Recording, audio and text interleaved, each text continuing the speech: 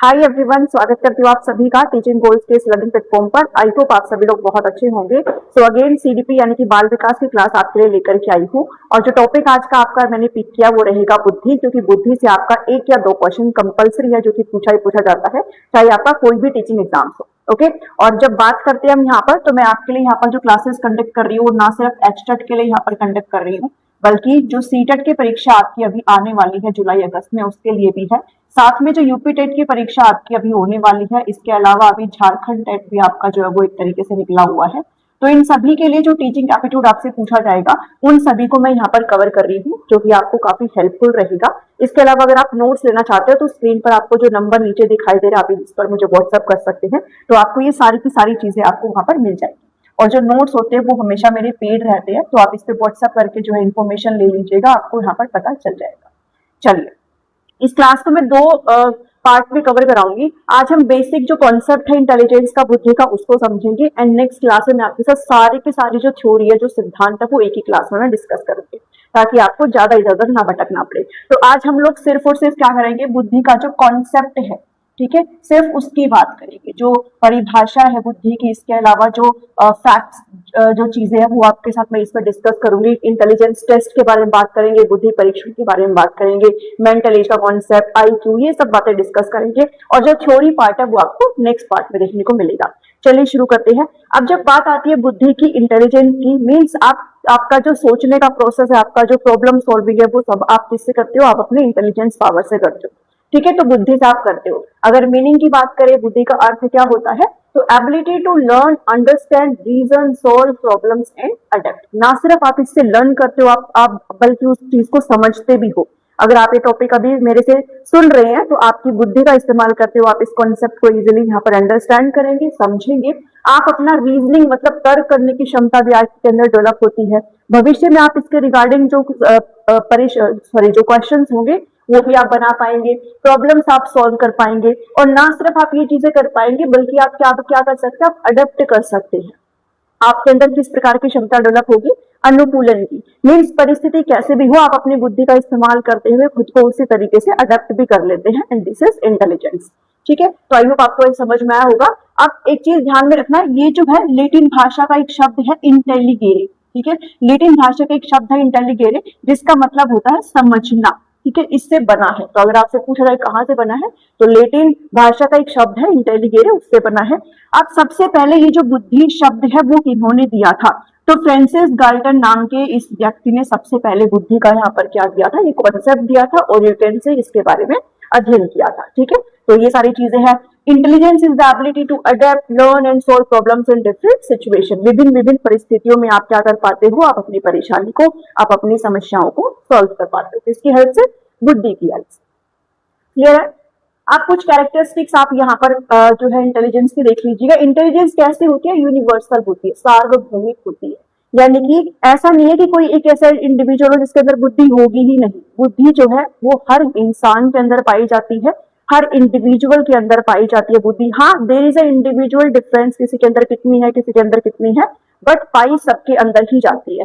तो ये कैसा पार्ट है? ये यूनिवर्सल पार्ट है, और यू कैन से सार्वभौमिक पार्ट, ठीक है। एग्रीगेट होती है, यानी कि कॉम्बिनेशन ऑफ मेनी एबिलिटीज, बहुत सारी क्षमताओं का समूह होता है, ठीक है। बुद्धि का मतलब ये नहीं है कि आप सिर्फ पढ़ाई में अच्छे हो, आप क्रिएटिव भी हो सकते हो, आप किसी अदर फील्ड में बहुत अच्छे हो सकते हो, आप स्पोर्ट्स में अच्छे होते हो, आप कला में अच्छे हो सकते हो, आपको मिमिक्री अच्छी करनी आती होगी। तो ये सारी क्या है? डिफरेंट एबिलिटीज का जो क्लस्टर है, जो कलेक्शन है, वही क्या बनाती है? आपकी बुद्धि बनाती है। तो ये क्या है? एग्रीगेट है, ठीक है। चलिए, इसके अलावा बुद्धि जो है वो इनेट भी होती है और एक्वायर्ड भी होती है। इनेट मतलब जन्मजात। जो बुद्धि होता है ना, बुद्धि का जो एक तरीके से बेस है, वो हमारी क्या डिसाइड करती है? यहाँ पर हेरिडिटी डिसाइड करती है, ठीक है। आपको अपने पेरेंट्स से वंशानुगत जो ट्रेड्स आपको अपने पेरेंट्स से मिले हैं, जो गुण आपको अपने पेरेंट्स से मिले हैं, वो जो है बेस डिसाइड करते हैं बुद्धि का। क्या बनाते हैं? आधार बनाते हैं। लेकिन ये जो बुद्धि है वो वातावरण में और भी ज्यादा फलती फूलती है। आपको किस प्रकार का एनवायरमेंट मिलेगा, कैसा आपको वहां पर जो सुविधाएं वो मिल रही है, उसी प्रकार से आपकी बुद्धि भी फलती फूलती है, ठीक है। तो इनेट भी होती है और साथ में क्या है, आप उसको एक्वायर भी करते हो। तो दोनों पार्ट होता है। डेवलपमेंटल होती है, जैसे जैसे आपकी एज बढ़ेगी और एक्सपीरियंस बढ़ेगा, बुद्धि जो है आपके अनुभव के अकॉर्डिंग, आपकी उम्र के अकॉर्डिंग क्या होती जाती है? बढ़ती जाती है। ठीक है। अडेप्टिव होती है, आप किसी भी सिचुएशन में खुद को चेंज कर सकते हो, खुद को ढाल सकते हो, किसकी हेल्प से, बुद्धि की हेल्प से। मीन्स आप किसी भी समस्या को लेकर के स्टक नहीं हो जाते एक जगह कि अब मेरे पास कोई ऑप्शन ही नहीं है, मुझे क्या करना चाहिए। आप अपनी बुद्धि का सही उपयोग करते हुए उस परेशानी को सॉल्व करते हो और उस सिचुएशन से बाहर निकलते हो। मल्टी डायमेंशनल होती है, एक डायमेंशन को इंक्लूड नहीं करती है। मेमोरी, रीजनिंग, क्रिएटिविटी हर चीज इसके अंदर आती है। बुद्धि सिर्फ एक डायमेंशन की बात नहीं करती है, बल्कि कैसी होती है, मल्टी डायमेंशन की बात करती है, बहुआयामी होती है। डायनेमिक होती है, इसको इंप्रूव किया जा सकता है। अगर स्टार्टिंग में आपने देखा होगा कोई बच्चा अगर बहुत कमजोर है तो आने वाले क्लासेस में वो बच्चा बहुत अच्छा भी परफॉर्म करता है, ठीक है। तो डायनेमिक है, परिवर्तनशील है। इसके अगर बात करें तो ये क्या है, मेजरेबल है, इसको मेजर किया जा सकता है। आप अभी आगे जो आपके लिए कंटेंट है उसमें आप पढ़ेंगे बुद्धि लब्धि के बारे में, मीन्स इंटेलिजेंट क्वेश्चन के बारे में। इसके थ्रू हम ये बता सकते हैं किसी भी इंडिविजुअल की जो बुद्धि है वो कितनी है, ठीक है, 60 है, 70 है, 80 है, 90 है। ऐसे हम बता सकते हैं कि भाई वो बच्चा सुपीरियर कैटेगरी में आता है, वो एवरेज कैटेगरी में आता है, वो फीबल माइंड है, मोरोन है। ये हम सारी चीजें यहाँ पर बता सकते हैं। तो आगे आपके लिए आएगी ये सारी चीजें, तो उसको आपको समझने में इजी हो जाएगा, ठीक है। इसको हम मेजर कर सकते हैं। नेक्स्ट है यहाँ पर प्रिडिक्टिव है, ठीक है, आप बता सकते हो एक तरीके से। अकेडमिक और लाइफ सक्सेस के बारे में आप एक तरीके से बता सकते हो कि भाई बच्चा किस तरीके से चल रहा है, तो वो आगे जाकर के क्या कर सकता है, क्या चीजें ले सकता है, क्या बन सकता है, इस तरीके से आप प्रिडिक्ट कर सकते हो। गोल ओरिएंटेड होती है, ठीक है, डायरेक्ट बिहेवियर टुवर्ड्स गोल। जो बुद्धि होती है वो आपके लक्ष्य की ओर आपको लेकर की जाती है, आपका जो व्यवहार होता है वो लक्ष्य की तरफ होता है। एब्स्ट्रैक्ट और concrete, work with ideas and objects. Means बुद्धि जो होती है वो कैसी होती है, वो अमूर्त पर भी काम करती है और अमूर्त भी होती है, और मूर्त जो चीजें होती है उसके ऊपर भी काम करती है। मतलब फिजिकली भी आप किसी चीज को टच करके चीजों को अच्छे तरीके से समझ सकते हो। इसके अलावा हाइपोथेटिकल मीन्स अपने कल्पना के आधार पर भी आप चीजों को कर सकते हो विद द हेल्प ऑफ बुद्धि। सोशल डायमेंशन की बात करते हैं तो सामाजिक आयाम, मीन्स आप किस तरीके से लोगों के साथ वार्तालाप कर रहे हो, आपका कम्युनिकेशन, वो सारी चीजें क्या है, आप अपनी बुद्धि की हेल्प से करते हो। अगर आपका एक ग्रुप है उसमें आप अपनी खुद की प्रेजेंस को शो करना, तो वो भी एक तरीके से एक बुद्धि का ही पार्ट है। सिर्फ ऐसा नहीं कि ग्रुप के अंदर आप चुपचाप खड़े हैं, आपकी कोई अहमियत ही नहीं है। तो जो सोशल पार्ट होता है उसमें भी आपको बुद्धि हेल्प करती है। प्रॉब्लम सॉल्विंग नेचर है, कोई भी जो समस्या आपके सामने होती है वो आप बुद्धि की हेल्प से इजीली सॉल्व कर सकते हो। साथ में कल्चरल इन्फ्लुएंस है, आप किस संस्कृति से आते हो उसका प्रभाव भी आपके ऊपर पड़ता है, ठीक है। इसके अलावा इंडिविजुअल डिफरेंस, हर बंदे की जो बुद्धि होती है वो कैसी होती है, यूनिक होती है। इंडिविजुअल डिफरेंस देखने को मिलता है, वो हम ग्रोथ वाले चैप्टर में इजीली पढ़ करके आए हैं, तो इसमें भी आपको इंडिविजुअल डिफरेंस यहाँ पर देखने को मिलता है, ठीक है। चलो अब बात करते हैं जो चीजें आपसे पूछी जाती है। आपने देखा होगा क्वेश्चन पेपर में कभी या फिर कभी क्वेश्चन आपके सामने आया हो, मेंटल एज के बारे में आपसे पूछा जाता है, ठीक है। साथ में IQ क्या होता है, बुद्धि लब्धि क्या होती है, इसके बारे में आपको पूछा जाता है। ध्यान दीजिएगा, एक होती है मेंटल एज, एक होती है क्रोनोलॉजिकल एज, ठीक है। आप पहले इनको समझिए। ये जो क्रोनोलॉजिकल एज होती है, CA जो होता है, वो होती है किसी भी व्यक्ति की वास्तविक आयु, ठीक है। आपके जन्म को कितने साल हो गए, अभी इस वक्त आप कितने साल के हो, अगर 18 के हो, 10 के हो, 5 के हो, 6 के हो, तो वो क्या होती है, वो क्रोनोलॉजिकल एज होती है, जिसको वास्तविक आयु कहा जाता है। मेंटल एज होती है मानसिक आयु, ठीक है, यानी कि आप किस उम्र तक के क्वेश्चन जो वो सोल्व कर पाते हो, आपकी जो मानसिक आयु है वो किस उम्र तक की है, ठीक है। लेट्स से एक बच्चा है, वो है तो 4 साल का, ठीक है, 4 इयर्स का वो बच्चा है, बट वो सोल्व कर सकता है 5 इयर्स तक के बच्चों की चीजें, ठीक है। 5 इयर्स तक के बच्चों की चीजें वो इजिली जो है सॉल्व कर सकता है। तो ये जो 4 साल है वो रहेगा क्या, क्रोनोलॉजिकल एज, और ये जो 5 साल है वो क्या रहेगा, मेंटल एज, ठीक है। ध्यान, मतलब जो आपकी एक्चुअल में आयु है, आप कितने उम्र के हो, वो आपका क्रोनोलॉजिकल एज होता है। मेंटल एज मतलब आप कितनी उम्र तक की चीजों को कर सकते हो, मानसिक तौर पर आपका जो दिमाग है वो किस उम्र तक की जो चीजें है वो सॉल्व कर सकता है, दैट इज मेंटल एज। अब आपसे पूछा जाता है कि मेंटल एज का ये जो कंसेप्ट है इसको किसके द्वारा दिया गया था, तो एल्फ्रेड बिने आप नाम याद रखेंगे, बहुत इंपॉर्टेंट नाम है, ठीक है। इन्होंने एक बुद्धि परीक्षण दिया था जो कि सबसे पहला बुद्धि परीक्षण था, फर्स्ट इंटेलिजेंस टेस्ट था। उसके अंदर इन्होंने इस अवधारणा को यहाँ पर हमें दिया था, और वो जो बुद्धि परीक्षण है वो 1905 में आया था, जिसको बाद में रिवाइज किया गया था 1908 में, और तब हमें यहाँ पर ये मेंटल एज के कॉन्सेप्ट को बताया गया था, जो कि हमारे इस फॉर्मूला में, IQ फॉर्मूला में एक अहम रोल प्ले करता है, ठीक है। तो इसको सबसे पहले किसके द्वारा दिया गया था, एल्फ्रेड बिने के द्वारा दिया गया था। मेंटल एज क्या होती है? लेवल ऑफ इंटेलेक्चुअल डेवलपमेंट, मतलब मानसिक तौर पर आपका जो दिमाग है वो कितना विकसित है, किस लेवल तक का है, किस उम्र तक का है, दैट इज क्या हो जाएगी? Mental as. ओके, चलो अब बात आती है इंटेलिजेंट क्वेश्चन की। ठीक है, अब इस चीज को समझने से पहले हम यहाँ पर बात करते हैं किसके बारे में? इंटेलिजेंस टेस्टिंग के बारे में, बिकॉज ये वो चीजें आपको तब समझ में आएगी, टेस्ट के अंदर ये सारी चीजें आपको समझ में आएगी। ठीक है, चलिए नीचे आप देखोगे एक बारी, जब भी हम बुद्धि परीक्षण की बात करते हैं, इंटेलिजेंस टेस्टिंग की बात करते हैं, तो हमारे पास 3 तरीके के टेस्ट होते हैं। मेनली तो आप 2 ही टेस्ट पढ़ते हैं, वन आपका है बिने साइमन टेस्ट, दूसरा है Stanford Binet test and third one is bachelor test. यहाँ से क्वेश्चन सीधे तौर पर पूछते हैं आपसे कि पहला बुद्धि परीक्षण किसके द्वारा दिया गया था, पहला बुद्धि परीक्षण का नाम क्या था? तो जो पहला इंटेलिजेंस टेस्ट है वो है बिने साइमन स्केल। कौन सा स्केल है? बिने साइमन स्केल। ठीक है, इसको हम ऐसे समझेंगे, एक सेकेंड रुकिएगा। चलिए इसको हम ऐसे समझेंगे, मुझे थोड़ा सा टाइम देना। हाँ जी, देखो सबसे फर्स्ट जो टेस्ट था, ठीक है, जो फर्स्ट टेस्ट था वो कौन सा टेस्ट था? बिने साइमन टेस्ट। ठीक है, बिने साइमन। और इस टेस्ट को दिया गया था 1905 में, 1905 में। ठीक है, अब ये है अल्फ्रेड बिने और ये है थियोडोर साइमन। ठीक है, जो कि इनके कलीग थे, इनके साथ इन्होंने इस टेस्ट को बनाया था। तो हुआ क्या कि जो फ्रांस गवर्नमेंट है, ठीक है, जो फ्रेंच गवर्नमेंट है, उन्होंने यहाँ पर ये फाइंड आउट करना चाहा कि जो स्कूल गोइंग चिल्ड्रन होते हैं, जो स्कूल में जाने वाले बच्चे हैं, उनको कहाँ पर दिक्कत आ रही है, उन्हें कहाँ पर एक्स्ट्रा नीड की जरूरत है, ऐसे बच्चों को आप फाइंड आउट कर लें। और इसके लिए इन्होंने किन से कहा? बिने से कहा कि भाई आप एक ऐसा परीक्षण बनाइए जिससे हम इन बच्चों को का जो वीकनेस है इसे फाइंड आउट कर सके। ठीक है, तो अल्फ्रेड बिने ने अपने कलीग थियोडोर साइमन के साथ मिलकर के इस बुद्धि परीक्षण को बनाया, जो कि 1905 में बनाया। ठीक है, अब इस परीक्षण के अंदर, इस टेस्ट के अंदर कितने क्वेश्चंस थे भाई? इस टेस्ट के अंदर 30 क्वेश्चंस थे। ठीक है, कितने क्वेश्चंस थे? 30 क्वेश्चंस थे। कितने साल तक के बच्चों के लिए था? 3 से 13 साल के बच्चों के लिए इस परीक्षण को यहाँ पर बनाया गया था, 3 से 13 साल तक के बच्चों के लिए। ओके, अब बात आती है इस टेस्ट को बाद में क्या किया गया? रिवाइज किया गया। ठीक है, इस टेस्ट को बाद में 1908 में क्या किया गया? रिवाइज किया गया। ठीक है, तभी भी ये दोनों थे, बिने और साइमन, ये दोनों ही इस टाइम पर काम कर रहे हैं। ओके, अब जो क्वेश्चंस की संख्या बढ़ा करके कितने कर दी गई? 54 यहाँ पर कर दी क्वेश्चंस की संख्या बढ़ा। देन अच्छी बात है। इसके अलावा यहाँ पर जो चेक किया गया था कि बच्चों के अंदर हमें क्या फाइंड आउट करना है, कि बच्चों को कहाँ पर जो है एक तरीके से दिक्कत आ रही है, उनको मेंटली कहाँ पर उनको परेशानी आ रही है, और you can say like disability कहाँ पर है बच्चों को, ये सारी चीजें यहाँ पर चेक करी गई थी।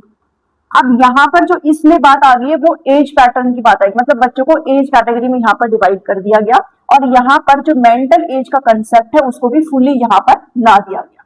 ठीक है, मेंटल एज मीन्स मानसिक आयु, जो कि हमारे फॉर्मूले में आगे काम आई। तो मानसिक आयु को जो 1905 वाला बुद्धि लगता है, ये इंटेलिजेंस टेस्ट है, उसके अंदर यहाँ पर मानसिक आयु को दिया गया था, किसके द्वारा? बिने के द्वारा दिया गया था। ठीक है, और इसको जब ये रिवाइज हुआ था 1908 में, तब इस कंसेप्ट को इन्होंने फुली यहाँ पर दिया था। ठीक है, प्रॉपर तरीके से दिया था इसको। उसके बाद ये जो परीक्षण है इसको 1911 में फिर से क्या किया गया? रिवाइज किया गया, फिर से रिवाइज किया गया। इस टाइम पर ओनली अल्फ्रेड बिने ने यहाँ पर काम किया। ठीक है, सिर्फ और सिर्फ बिने ने यहाँ पर काम किया, अल्फ्रेड बिने ने। थियोडोर साइमन यहाँ पर इसका पार्ट नहीं थे। ठीक है, इसके बाद इसके फर्दर और कोई भी जो है संशोधन इसमें नहीं हुआ, इसको रिवाइज नहीं किया गया, बिकॉज 1911 में अल्फ्रेड बिने की जो है वो डेथ हो गई थी। ठीक है, इनकी क्या हो गई थी? यहाँ पर मृत्यु हो गई थी, और यहाँ पर ये जो काम है इधर ही यहाँ पर इनका इतना ही था। हाँ, इनके इस काम को यूज किया, किनके द्वारा यूज किया गया भाई? इनके इस काम को यूज किया, किन्होंने यूज किया? चलिए किन्होंने हाँ, Lewis Terman. Okay, Lewis Terman ने अल्फ्रेड बिने का ये जो काम था इनका यूज करते हुए 1916 में दूसरा बुद्धि परीक्षण दिया। ठीक है, second intelligence test, second intelligence test, दूसरा बुद्धि परीक्षण 1916 में दिया गया, अल्फ्रेड बिने वाले को ही लेकर के दिया था, ठीक है। और इसका नाम क्या रखा गया, Stanford Binet, Stanford Binet intelligence test, okay, intelligence test, Stanford Binet बुद्धि परीक्षण, बुद्धि परीक्षण, डन। चलो अब देखो, क्योंकि नाम यहाँ पर टर्मन का है, पर टर्मन ने अपना नाम यहाँ पर नहीं रखा, क्यों नहीं रखा, क्योंकि ये जो परीक्षण है उसे स्टैनफोर्ड यूनिवर्सिटी में एक तरीके से बनाया गया था, ठीक है, वहां पर इसका यूज हुआ था, और ये चूंकि काम है अल्फ्रेड बिने का, तो इसलिए इनके नाम को बरकरार रखा गया, स्टैनफोर्ड बिने इंटेलिजेंस टेस्ट इसको दे दिया गया, जो कि हमारा सेकेंड इंटेलिजेंस टेस्ट है, बुद्धि परीक्षण। क्लियर बात है।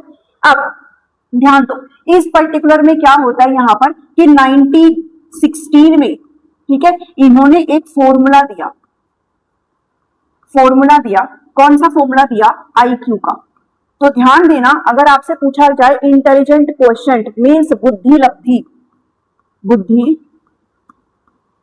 लब्धि, ठीक है, बुद्धि लब्धि का ये जो सूत्र है वो किसके द्वारा दिया गया, लुईस टर्मन के द्वारा दिया गया ड्यूरिंग सेकेंड इंटेलिजेंस टेस्ट 1916, जब हमारा एमए भी हो चुका था विकसित ऑलरेडी। और यहाँ पर इन्होंने फॉर्मूला क्या दिया, IQ is equal to mental age upon chronological age into 100, ठीक है, ये फॉर्मूला इनके द्वारा दिया गया। ओके, अब एक चीज और ध्यान में रखना कि जो IQ का कंसेप्ट है मींस अवधारणा, अवधारणा,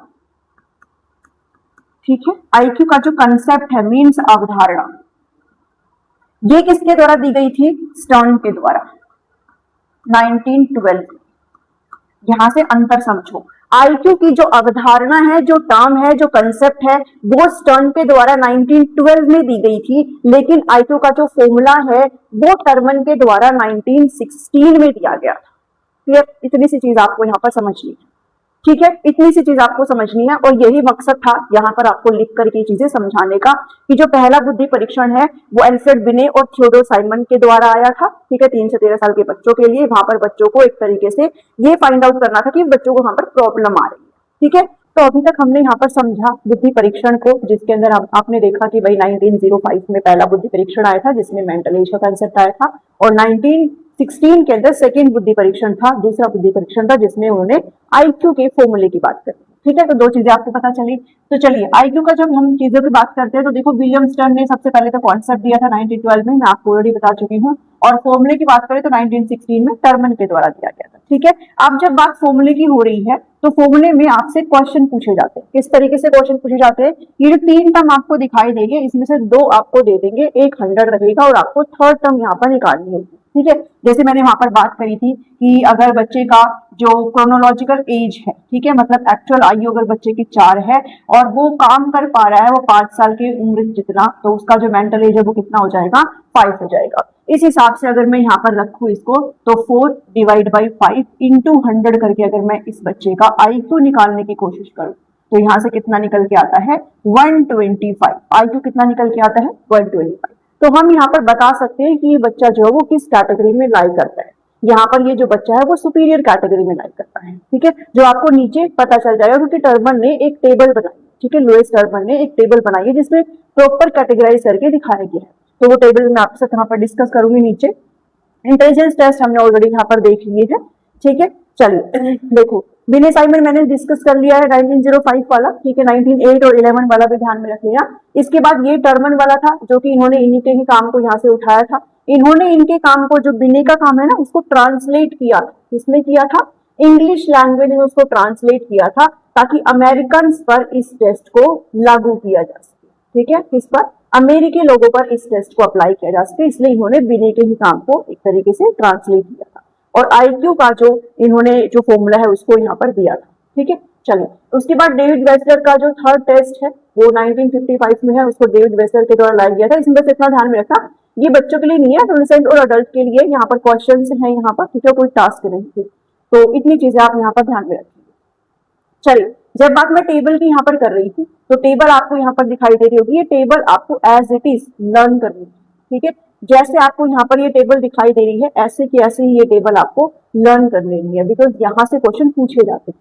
चलिए देखिए, जहां पर मैंने 125 बार आईक्यू कैलकुलेट किया था ना, 125 वहां पर आईक्यू आया था उस बच्चे का, तो वो कहाँ लाइक करता है, इसके बीच में। मीन्स उसकी कैसी बुद्धि है, उसकी तीव्र बुद्धि है, श्रेष्ठ बुद्धि है, सुपीरियर इंटेलिजेंस उस बच्चे के अंदर। तो अगर कोई बच्चा 0 से 24 आईक्यू लेके आता है, मतलब क्या है, वो जड़ बुद्धि का बच्चा है, महामूढ़ बच्चा है, इडियट कैटेगरी में आता है।